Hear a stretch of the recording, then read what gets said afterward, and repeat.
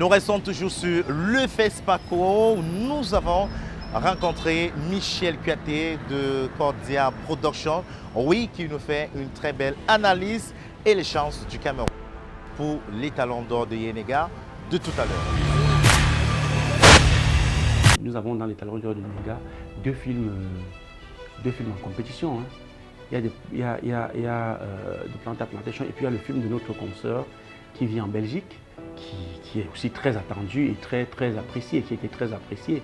Peut-être le fait qu'elle n'ait pas eu de prix spéciaux, même moins de projecteurs sur elle, mais elle n'a pas moins les chances de remporter un prix à la soirée des étalons tout à l'heure que The Planta Plantation. The Planta Plantation a réalisé là quelque chose d'extraordinaire.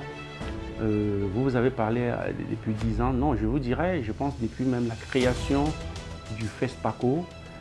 Si mes souvenirs ou si mes recherches sont bonnes, je crois que depuis la création du FESPACO, un seul film camerounais n'a pas remporté 2 prix. Non, il y a la métaphore du Manioc de Lionel Meta, justement, qui avait eu 2 prix. Il avait, je crois, eu prix meilleur espoir jeune et je crois il avait eu 2 prix spéciaux de toutes les façons. Donc, je pense que The Planta Plantation fait partie de la shortlist de 2 ou de 3 films camerounais ou trop qui ont eu à remporter plus d'un prix à la même édition. À la différence, peut-être que là, nous avons un film qui est en course quand même pour les talons. Nous avons 2 prix qui ont été remportés à la soirée des prix spéciaux qui ne sont pas des prix mineurs, c'est quand même le prix Plan International et le prix Simba Ousmane. C'est des prix extrêmement importants, extrêmement costauds qui peuvent effectivement être des signes annonciateurs de quelque chose pour l'avenir de ce film dans ce festival et au-delà de ce festival. De façon générale, je suis fermement convaincu que le Cameroun ne va pas s'arrêter là dans cette compétition. Nous avons une soirée des étalons qui est là, qui se tient même peut-être déjà d'ailleurs, et nous avons à peu près 8 ou 9 films en compétition. C'est la première fois où le Cameroun est représenté dans toutes les catégories. Toutes les catégories. Nous avons des films en court-métrage, fiction, des films en court-métrage documentaire, des films en long-métrage documentaire, en long-métrage fiction, en perspective. Nous avons des films en série. Donc on a une chance sur 8 de ramener des prix. Et je pense que ce soir, même si nous n'avons pas les talons d'or ou les talons d'argent ou les talons de bronze, ce qui me surprendrait parce que je suis convaincu que 47 ans plus tard, l'histoire va se réécrire aujourd'hui.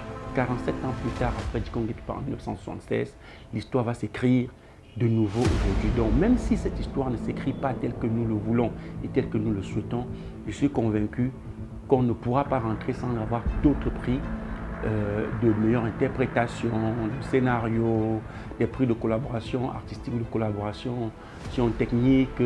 Nous avons quand même aussi dans le documentaire une lionne de premières heures, une lionne dure en course, Oswald Lewat, avec son documentaire, c'est quand même la réalisatrice de Une histoire de nègre, ce fameux film.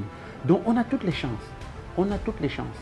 Et un autre indice, c'est que c'est la première fois de l'histoire du FESPACO où le Cameroun a 2 films en course pour les talons d'or de Yenega.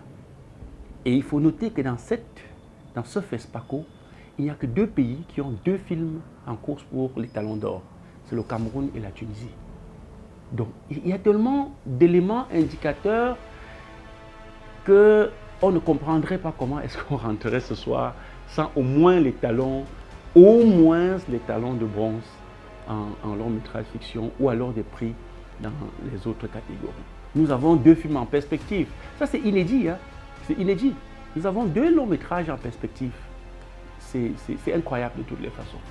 Donc, on va souhaiter encore une fois de plus bonne chance à tous nos représentants. C'est vrai, au moment où nous parlons, les sorts sont déjà scellés. C'est pas le football où le match se passe en direct, où le footballeur peut réaliser des exploits sur le terrain pour marquer des buts à la dernière minute. Non, les jurys ont déjà fait leur boulot, mais nous sommes fermement convaincus que le Cameroun va rentrer dans l'histoire du FESPACO ce soir, va réécrire une nouvelle page de l'histoire du FESPACO ce soir à travers cette vague de jeunes cinéastes ayant décidé de faire les choses autrement, de poursuivre ce que nos aînés ont commencé si bien dans la décennie 70 et de pousser le vert ou jaune très loin par ce que nous appelons au Cameroun des EP, des efforts personnels.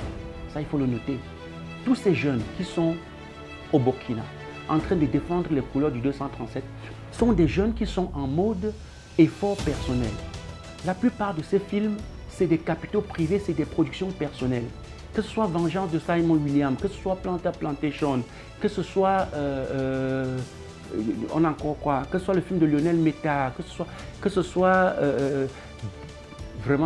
Sadrak, qui a été soutenu par la francophonie certes, mais tous ces films, c'est des efforts personnels des jeunes Camerounais. Il faut que les prochains FESPACO, quand un jeune se retrouve au FESPACO comme ça, qu'il sente qu'il a le pays derrière lui. Et quand on dit le pays derrière lui, c'est l'État au sens juridique du terme. C'est l'État, c'est le gouvernement, c'est notre ministère. C'est notre ministère. Vous avez vu ce qui s'est passé avec le Burkina Faso. Le Burkina Faso subventionne 2 ans avant un certain nombre de films prédestinés pour le talon. C'est une tradition. Le Sénégal a créé carrément le centre Yenenga à Dakar. C'est un centre dans lequel on prend des jeunes cinéastes à 15 ans, 16 ans, 14 ans et on les prépare à être des futurs étalons à 30 ans.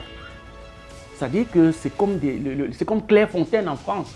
S'il faut faire la comparaison en matière de football. Le centre Yenenga, c'est un centre où on prépare les futurs étalons au Sénégal.